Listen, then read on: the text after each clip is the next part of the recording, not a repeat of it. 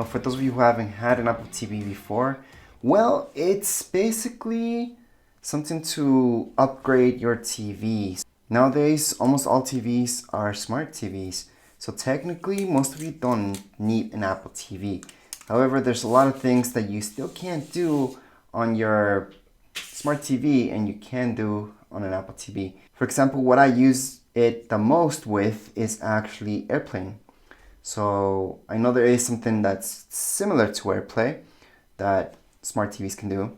However, it's not the exact same thing. I can actually AirPlay to see the exact same screen that I'm looking at on my phone to my TV. Or if I go to a website on my phone and I want to project that out onto my TV, I can. So I can watch the exact same stuff that I'm watching on my phone on my TV.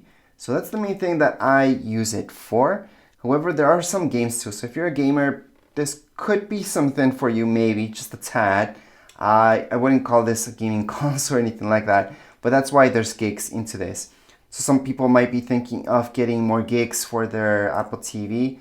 And yes, I mean, that's good if you want to game a lot, but other than that, you don't really need more gigs. If you want the standard stuff, then you don't. So you definitely don't need more gigs if you're just gonna use this for that, to watch TV and hook it up to your phone easier and share stuff. It's just makes life easy that way. So we're gonna take all this away. I'm gonna put this on the side for now and take a look at everything that's in the box. So again, this is an unboxing video, so I'm gonna show you exactly what's inside the box, and that's about it. I do have a setup video, a review, and a manual for your Apple TV. Now, even if you guys have the other Apple TV 4K that came out before this one, so it's a different controller, you might notice that. Because you might not notice differences between the Apple TV, the actual device, but you will see the differences between the controllers. The older controller was a black one, much thinner, much lighter than the new one. The new one reminds me actually of the really old controllers that came out way before. And it looks, yeah, almost exactly the same. Not exactly the same, but almost exactly the same as the really old controllers. So that's kind of funny. Newest one actually looks like the oldest controllers that came out at first, and other one was just a black controller, and they're not the best controllers in the world, but they work. It does come with the cable. Now keep in mind that this cable that it came with is to charge up your controller. So this is something that Apple has to make up their mind with, and eventually they're gonna have to change this. It should have been USB-C by now, because they've been changing a lot of their stuff into USB-C, and really they can't really keep doing this, going with between regular USB and USB-C. They should just stick with USB-C and that's about it. But anyways, that's the cable that you get just to charge up your controller. Has nothing else to do with your Apple TV itself. And you also get a bunch of, well, they're kind of manuals, and they don't teach you that much. Let me just open it up so you guys can see.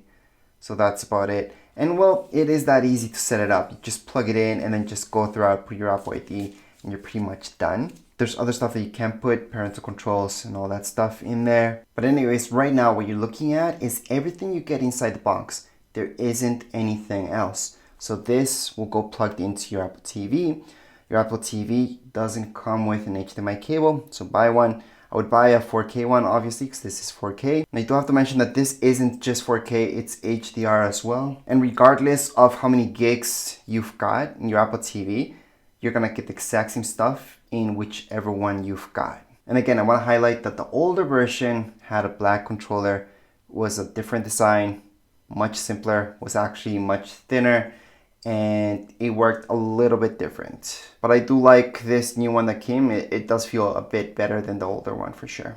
And by the way, even if you're thinking about the older Apple TV 4K versus the HDR one, that one that just came out, this one, I would suggest just getting this one. And that's because the 4K, I think that one was a fail from Apple. It just doesn't last as long.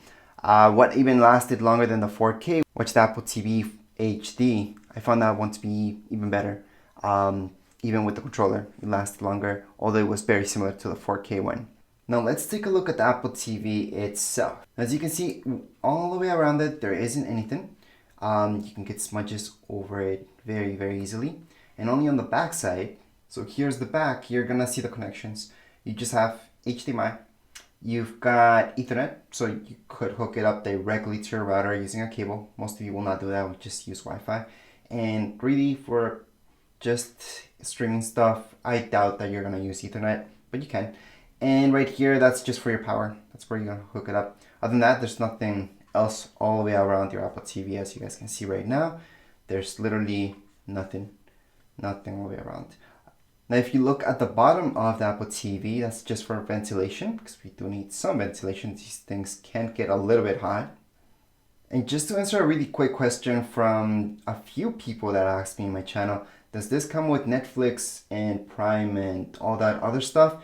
Well, you can download that from the App Store right here on your Apple TV. So it doesn't come pre-installed with those things, but you can definitely download them yourselves, and it is free. Now, obviously the service itself, like Netflix, or maybe Disney or Prime or anything like that, you would have to pay for those services because those are channels, those are services. And if you're thinking about Apple TV Plus, the channel itself, well, that's also different than this. This is a device that hooks up to your TV.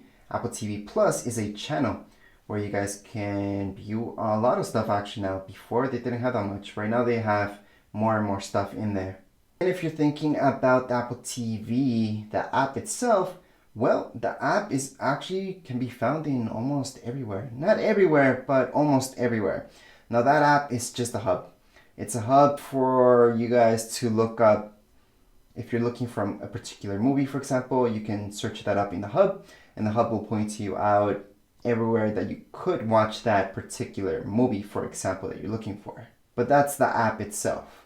So I did want to highlight those differences while I'm doing this type of video, because I get that question a lot. What's the difference between Apple TV Plus, Apple TV, the app, and the device? This is the device right here. So that's the Apple TV. This is the controller it comes with.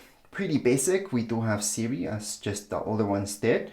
Power, you can move things around. You have your volume, this from your menu, just to go back. And on the back's just your basic Apple logo. In the bottom, you're gonna see your charging port, so you don't need to worry about batteries. And that's about it when it comes down to the actual controller that comes with your Apple TV. Anyways, that would be it for this video. If you guys have any comments, questions, you guys can write down here in comments area. Don't forget to subscribe and rate. Thank you.